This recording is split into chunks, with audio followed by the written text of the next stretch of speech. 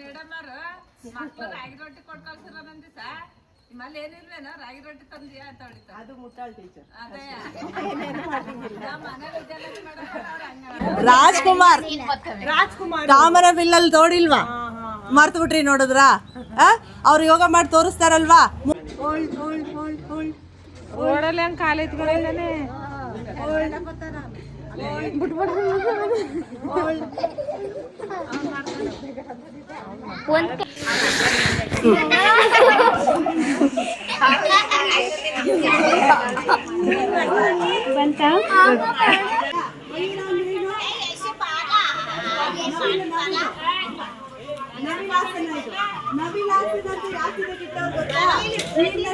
ಹೊರಗಡೆ ಹೋದ್ವಾ ಇಲ್ಲಾಂದ್ರೆ ರೊಟ್ಟಿ ತಿಂದ್ವಾ ಓದ್ವಾ ಇನ್ ರಾತ್ರಿಗೆ ಊಟ ಆಯ್ತಾ. ಅಷ್ಟ್ರ ಮಟ್ಟಿಗೆ ಕೆಲಸ ಮಾಡ್ತಿದ್ದೆ. ಈಗ ಹೆಂಗ್ ಊಟ ನಮ್ಮ ಮಕ್ಳಿಗೆ ಕೊಡ್ತಾ ಇದೀವಿ. ಇಲ್ಲ ಅದನ್ನ ಕೇಳ್ದೆ ಇರೋದ್ ನಾವು ಮಾಡ್ಕೊಂಡಿರೋದೇ ನಮ್ ತಪ್ಪಲ್ವಾ. ಅದೇನಾಗುತ್ತೆ ಅಂದ್ರೆ ನಮ್ ಕರ್ಲು ಎಲ್ಲಾರು ನಾನ್ ವೆಜಿಟೇರಿಯನ್ ಅಲ್ಲಿ ಏನ್ ಮಾಡ್ಬೇಕು ಹೇಳಿ. ಗಾರ್ಮೆಂಟ್ ಅಲ್ಲಿ ಮೇಡಮ್ ಅವರು ಮಕ್ಕಳು ರಾಗಿ ರೊಟ್ಟಿ ಕೊಟ್ಟು ಕಳ್ಸಿರೋದಂದಿ ಮಲ್ಲಿ ಏನಿಲ್ವೇನೋ ರಾಗಿ ರೊಟ್ಟಿ ತಂದಿಯ ಅಂತ ಹೊಡಿತಾರೆ. ಅದು ಮುಟ್ಟಾಳ್ ಟೀಚರ್. ಅದೇ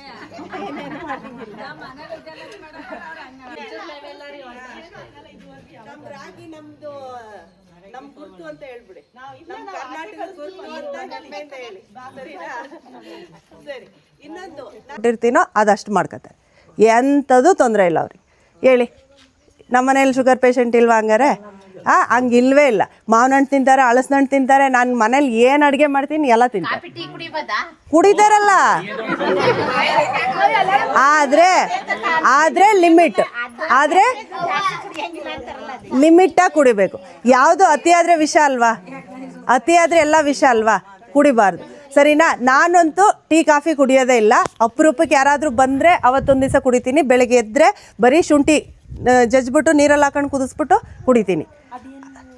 ಶುಗರ್ ಇರೋರಿಗೇನು ಈ ಮುದ್ರ, ಅಪಾನ ಮುದ್ರ ಅಂತ. ಇದೇನು ಮಾಡ್ತದೆ ಅಂದರೆ ನಮ್ಮ ಶರೀರದಲ್ಲಿರೋ ಎಲ್ಲ ತ್ಯಾಜ್ಯಗಳನ್ನ ಅಂದರೆ ಬೇಡದೇ ಇರೋದನ್ನು ಆಚೆಗೆ ಹಾಕೋ ಕೆಲಸ ಮಾಡುತ್ತೆ.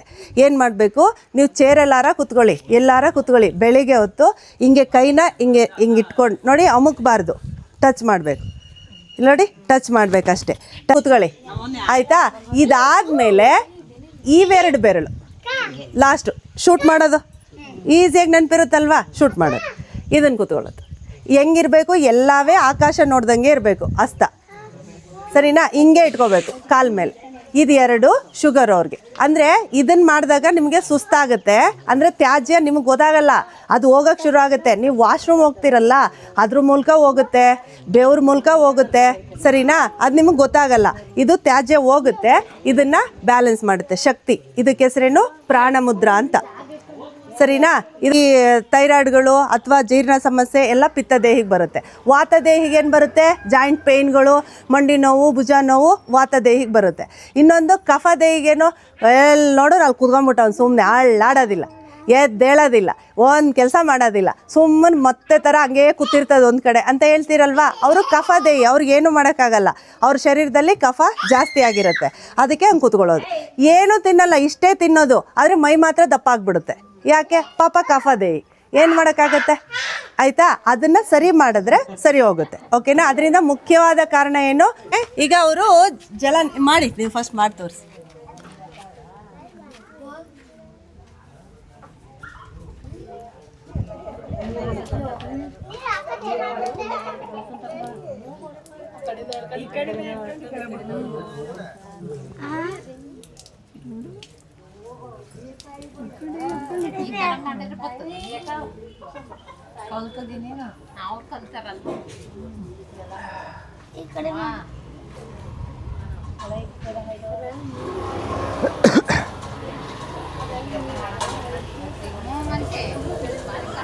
ಸೀನ್ ಬರ್ತವೆ.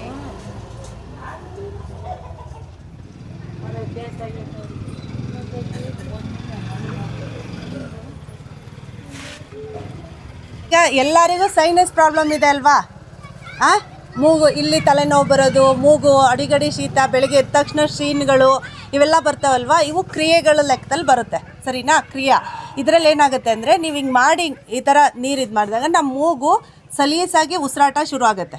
ಓಕೆನಾ? ಅದರಲ್ಲಿ ಇನ್ನೊಂದೇನು ಗೊತ್ತಾ, ಆಜ್ಞಾ ಚಕ್ರ ಮತ್ತು ಸಹಸ್ರಾರು ಚಕ್ರ ಕೂಡ, ಚಕ್ರಗಳು ಕೇಳಿದ್ದೀರಲ್ಲ, 7 ಚಕ್ರಗಳು ಅಂತ ಹೇಳ್ತಾರಲ್ಲ, ಅವು ಕೂಡ ಓಪನ್ ಆಗುತ್ತೆ ಇದ್ರ ಮೂಲಕವಾಗಿ. ಸರಿನಾ? ಮತ್ತು ಇನ್ನೊಂದು, ನಮ್ಮ ಯಾವಾಗಲೂ ಎಲ್ಲರಿಗೂ ಏನಿವಾಗ ಸೈನಸ್ಸು, ಇಲ್ಲೊಂದು ಗಂಟು ಬೆಳ್ಕೊಂಡಿದೆ, ಏನೋದು ದುರ್ಮಾಂಸ ಬೆಳ್ಕೊಂಡಿದೆ, ಆಪ್ರೇಷನ್ನು, ಅವೆಲ್ಲದಕ್ಕೂ ಇದು ಉಪಯೋಗ. ಆಯಿತಾ? ಬೆಳಿಗ್ಗೆ ಎದ್ದರೆ ಸೀನ್ ಬರುತ್ತೆ ಅಂತ ಅನ್ನೋರ್ಗೆ ಉಪಯೋಗ. ಯಾವಾಗಲೂ ಮೂಗು ಸೋರುತ್ತೆ, ಮೂಗು ಕಟ್ಕೊಂಡಿರುತ್ತೆ, ಇಲ್ಲೇ ತಲೆನೋವು, ನನಗೆ ನೀರು ಕಟ್ಕೊಂಡ್ಬಿಟ್ಟೈತೆ, ಅದೆಲ್ಲದಕ್ಕೂ ಈ ಜಲನೇತಿ ಅಂತ ಹೇಳ್ತಾರೆ. ಇದು ತುಂಬಾ ಒಳ್ಳೆಯದು. ಸರಿನಾ? ಇದನ್ನು ಮಾಡೋದು ಅಷ್ಟು ಸುಲಭ ಅಲ್ಲ. ಅವರು ಅಷ್ಟು ಸಾಧನೆ ಮಾಡಿರೋದಕ್ಕೆ ಈ ಕಡೆ ತಗೊಂಡು ಈ ಕಡೆ ನೀವು ನೋಡಿದ್ದೀರಿ, ಎಲ್ಲರೂ ನೋಡಿದ್ದೀರಿ. ಯಾರು ಮಾಡಿದ್ದಾರೆ ಹೇಳಿ ನೋಡೋಣ?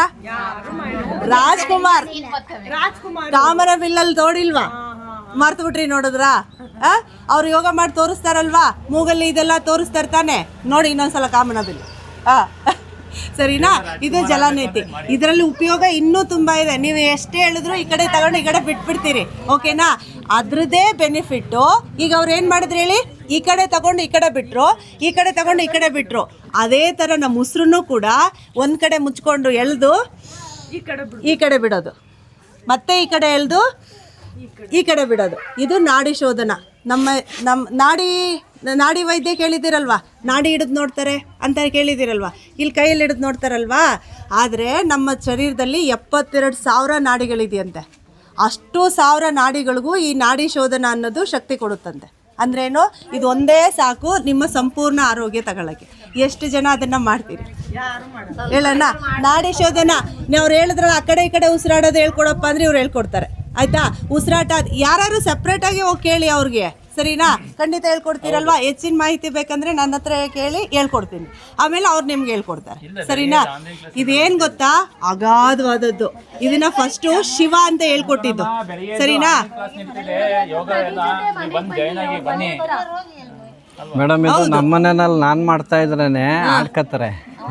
ಹಿತ್ತಲ ಗಿಡ ಮದ್ದಲ್ಲ, ಅವ್ರು ಮಾಡೋದ್ ಬೇಡ, ನಾನು ಮಾಡ್ತಾ ಇದ್ರು ಸುಮ್ನೆ ಇರಲ್ಲ. ಇಲ್ಲ, ಹಿತ್ತಲ ಗಿಡ ಮದ್ದಲ್ಲ ಅಂತ ಹೇಳಲ್ವಾ? ಅದರಿಂದ ಯಾರು ಕರೆದ್ರು ಬರಲೇ ಇಲ್ಲ.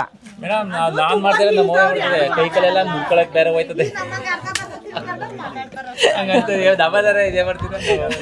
ಏನು ಮಾಡೋಕ್ಕಾಗಲ್ಲ. ಸರಿನಾ? ಎಲ್ಲರ ಮನೇಲೂ ಇದೇ ಪಾಡು. ಹೊರಗಡೆ ಇರೋದಕ್ಕೆ ರೆಸ್ಪೆಕ್ಟು, ಮನೇಲಿ ಕಟ್ಟಬಾರ್ದು. ಯಾವಾಗಲೂ ಉಸಿರಾಡಿ ಉಸಿರು ತಗೋತಾ, ಉಸಿರು ಬಿಡುತ್ತಾ.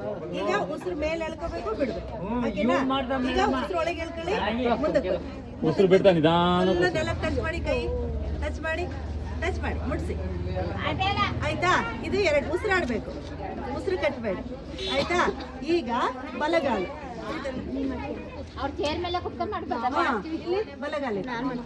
ಅದಕ್ಕೆ ನೋಡ್ಕೊಳ್ಳಿ ಎಲ್ಲ ದೊಡ್ಡವರು ಹಿಂದೆ ಬಂದ್ರಪ್ಪ. ನೋಡಿ, ಇದು ಒಂದು. ಸರಿನಾ? ಇದು ಒಂದು. ಆಯ್ತಾ? ಡೌನ್. ಈಗ 2 ಕಾಲು ಮೇಲಕ್ಕೆ, 2 ಕಾಲು ಮೇಲಕ್ಕೆ. ಈಗ ಅದು ಇದು ಮಾಡಿದ್ರಲ್ಲ, ಪ್ಲ್ಯಾಂಕ್ ಮಾಡಿದ್ರಲ್ಲ, ಹೊಟ್ಟೆ ಎಳಿತಾಯ್ತಾ? ಪ್ಲ್ಯಾಂಕ್ ಬರುತ್ತೆ. ಸರಿನಾ? ಅಷ್ಟಾಂಗ ಮಾಡುವಾಗ ನೀವೇನು ಮಾಡಬೇಕು, 2 ಕಾಲು